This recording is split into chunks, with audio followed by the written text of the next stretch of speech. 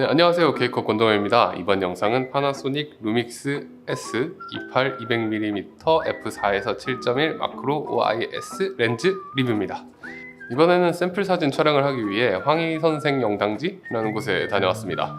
늦가을에 지는 낙엽이 정말 아름다운 곳이었는데 서쪽에 노을이 지는 멋진 윤슬 같은 것들 찍고 싶었는데 아쉽게도 촬영 금지 팻말이 붙어 있더라고요. 근데 진짜 예쁜데 촬영 금지래. 그래서 시무룩하게 돌아가는데 또 바닥에는 촬영하라고 돼 있던데 뭐지 이게? 아무튼 28-200mm 렌즈를 S5 M2에 물려서 28mm부터 200mm까지 최대한 다양한 화각으로 촬영을 해봤고요. 이번에도 역시 무보정 샘플 사진들 많이 준비했으니까 이 렌즈의 무보정 이미지가 어떤 느낌인지 파악하시는 데 도움이 되셨으면 합니다.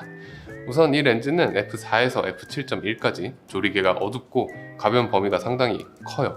그래서 M 모드로 촬영을 할 때 줌을 할 때마다 노출을 보정해 줘야 되기 때문에 손이 좀 바빴습니다. 저는 샘플 사진을 위해서 가급적 최대 개방 촬영을 하려고 M 모드를 쓰긴 했지만 샘플 사진을 촬영한 날을 제외하면 그냥 오토 모드를 활용해서 촬영을 하는 게 좋은 렌즈인 것 같더라고요. 거기에 최대 개방 조리개가 상당히 어둡기 때문에 실내에서 아이나 동물을 찍거나 할 때는 ISO 수치가 많이 올라가게 되고요. 파나소닉 카메라들의 손떨방이 좋아가지고 야간이나 실내에서 정물 같은 거 촬영할 때는 큰 문제가 없었는데 어쨌든 그래도 저조도 환경에서 활용하기에 좋은 렌즈는 아니었습니다. 하지만 28-200이라는 엄청난 화각 범위는 역시 예상했던 대로 정말 큰 장점이었어요. 특히 디지털 사진은 셔터를 누르는데 고민을 할 필요가 없으니까 줌을 조금씩 바꿔가면서 조금만 괜찮은 구도가 있으면 바로바로 셔터를 눌러가고 같은 피사체를 그냥 한 자리에서 3-4개의 화각으로 찍어 버릴 수가 있었습니다. 나중에 셀렉을 할 때 보는 재미도 있고 A컷을 위한 선택권도 넓혀준다는 측면에서 정말 만족스러웠어요. 특히 렌즈를 자주 교체하기 힘든 기록용 영상을 촬영한다거나 많은 장비를 들고 가기 힘든 여행을 한다거나 할 때 주간에 촬영을 할 일이 많기만 하다면 정말 만족스러운 렌즈가 아닐까 싶더라고요. 풍경 촬영 시에는 색감도 상당히 마음에 들던데 깊은 심도와 좋은 선회도와 잘 조화돼가지고 정말 풍경이나 스냅 같은 것들 촬영할 때는 엄청나게 깔끔하고 쨍한 이미지를 잘 뽑아주더라고요. 그리고 또 이게 0.5배 접사도 가능하기 때문에 꽃이나 소품 같은 것들 촬영하는데도 아무런 문제가 없었고요. 그리고 제가 이 렌즈를 리뷰해 보려고 마음먹었던 가장 큰 이유인데 사이즈와 무게가 정말 말도 안 되게 작고 가볍습니다.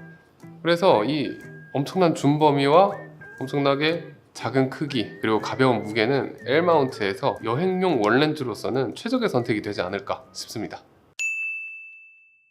외관은 일단 제가 파나소닉 줌 렌즈 디자인을 좀 전반적으로 좋아하긴 하는데 이 렌즈는 특히나 좀 더 예쁘게 느껴졌어요. 특히나 파나소닉 S5 마크2와 조합을 했을 때 밸런스도 그렇고 일체감도 그렇고 너무 마음에 들더라고요. 진짜 보면 볼수록 예쁜 것 같아요. 기능적인 측면에서도 아쉬울 것이 없는데 측면에 AF, MF 전환 스위치가 있고 손떨방 온오프 스위치도 있고요. 포커스링은 렌즈 앞쪽에 위치하며 살짝 빡빡하게 돌아가게 세팅되어 있긴 하지만 그 아래에 위치한 줌링은 굉장히 스무스하고요. 28mm에서 200mm까지 돌리는 각도도 상당히 적습니다.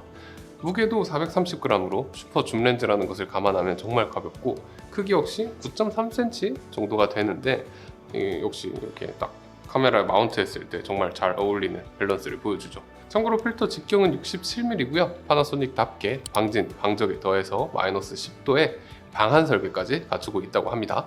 다음으로 살펴볼 선예도는 파나소닉의 4700만 화소 S1R로 테스트를 해봤습니다. 28mm 중앙부 선예도는 최대 개방부터 정말 좋고요. F8부터 점차 소프트해집니다. 하지만 극 주변부는 최대 개방에서 상당히 소프트하고 F8에서 그나마 가장 좋은 모습을 보여주더라고요. 50mm도 살펴보면 역시 최대 개방에서 좋은 편이지만 F5.6에서 가장 좋아지고요. 역시 F8부터 조금씩 소프트해지게 됩니다. 극 주변부는 28mm에 비해서 상당히 좋아진 모습입니다. 그리고 F8에서 가장 좋은 선회도를 보여줘요. 100mm에서는 조금씩 소프트한 모습이 더 보이게 되는데 그나마 최대 개방에서 가장 좋은 모습을 보여줬고요. 극 주변부는 최대 개방부터 준수해요. 그리고 F8에서 가장 좋은 모습을 보여줍니다. 최대 망원인 200mm에서는 중앙부가 조금 더 소프트해지게 되고요. 최대 개방보다 F8 정도에서 좀 더 좋은 모습을 보여주게 됩니다. 극 주변부는 역시나 마찬가지로 소프트해지는데 조리개를 조여도 더 좋아지진 않는 모습이었습니다. 이 렌즈는 무려 그리고 0.5배 마크로가 가능한데 그게 최대 광각인 28mm에서 이루어지기 때문에 렌즈가 거의 닿을 듯한 거리까지 촬영이 가능합니다. 최대 접사 배율이 28mm라서 접사 촬영하기 불편할 수도 있긴 하지만 또 다이나믹한 근접 촬영이 가능해서 저는 나쁘게 보지는 않는 편입니다. 또 렌즈 이름에 마크로가 붙은 만큼 근접 화질도 상당히 좋은 편인데 최대 개방부터 이미 좋은 선회도를 보여주고 조리개를 쪼으면 더 좋아지는 모습이에요. 최대 망원에서의 접사 배율도 평범한 수준은 충분히 되기 때문에 편안하게 클로즈업 촬영을 할 수도 있고요. 망원에서도 근접 화질은 괜찮은 편이었습니다. 이번엔 왜곡 및 비네팅도 살펴보시죠. 라이트룸에서 프로필 교정을 꺼보면 28mm에서는 배럴 디스토션이 발생하고 50mm부터 핀쿠션 왜곡이 발생하게 됩니다. 왜곡이 꽤나 있는 편인데 사실 저는 이게 엄청난 줌 범위에 엄청나게 작은 사이즈를 가진 렌즈라서 이것보다 훨씬 심할 줄 알았거든요. 개인적으로 예상한 것보다는 선방했다고 봅니다. 비네팅은 28mm에서는 최대 개방에서 꽤나 많이 나타나지만 50mm부터는 크게 눈에 띄는 수준이 아니더라고요. 포커스는 빠르고 조용하고 정확합니다. 거기에 포커스 브리딩도 전 초점 구간에서 매우 잘 억제되어 있는 모습이에요. 역시 파나소닉 렌즈답죠. 팝포컬 퍼포먼스도 좋아요. 최대 망원에서 포커스를 맞춘 후에 줌을 빼보면 그대로 포커스가 잘 맞아있는 모습을 확인할 수 있고요. AFC 모드에서 줌을 할 때도 버벅거리거나 하는 이슈 없이 부드럽게 포커스가 따라붙는 모습을 보실 수 있어서 줌밍을 활용한 표현을 할 때 여러모로 편리한 모습입니다. 축상수차는 최대 광각이건 최대 망원이건 최대 개방부터 크게 눈에 띄지 않는 모습이었고요. 빗망울도 살펴보면 어느 정도 연사큰이 보이고 테두리도 좀 뚜렷한 편이긴 한데 그래도 중앙부는 동그란 모양을 잘 유지해요. 하지만 중앙부부터 꽤나 가까운 부분부터 일찌감치 빗망울이 찌그러지기 시작합니다.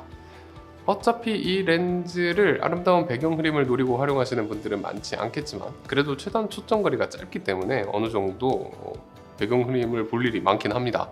물론 조리개가 어두워서 내가 원하는 만큼 심도 표현을 할 수는 없지만 그래도 막 배경 흐림이 나쁘지 않더라고요. 수풀이나 복잡한 나뭇가지 같은 것들이 뭐 배경에 많이 걸린다면 물론 살짝 복잡해지긴 하는데 일반적인 일상에서 충분히 나쁘지 않은 배경 렌더링을 보여준다고 생각해요.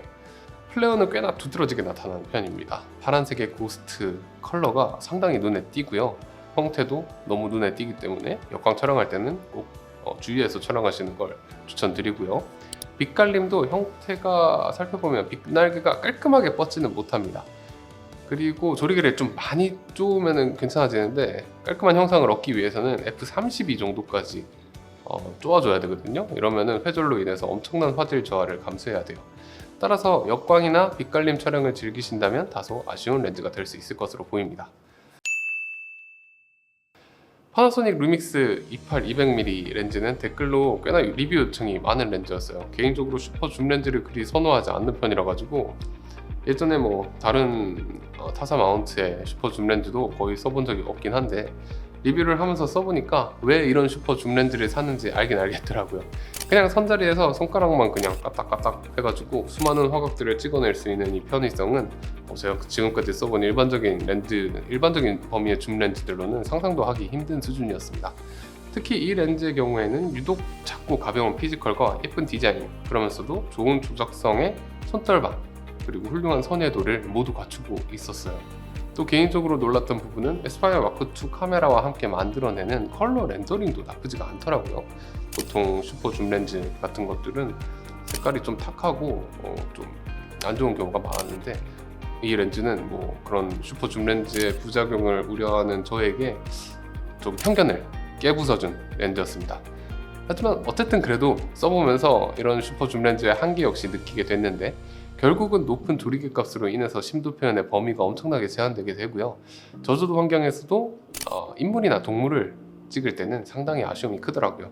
그래도 이 미친 편의성을 놓치기 아깝다고 생각하시는 분들이 계신다면 제 생각엔 50.8 렌즈 같은 작고 가벼운 단렌즈 하나와 함께 들고 다니신다면 정말로 만족스럽게 사용하실 수 있지 않을까 생각합니다.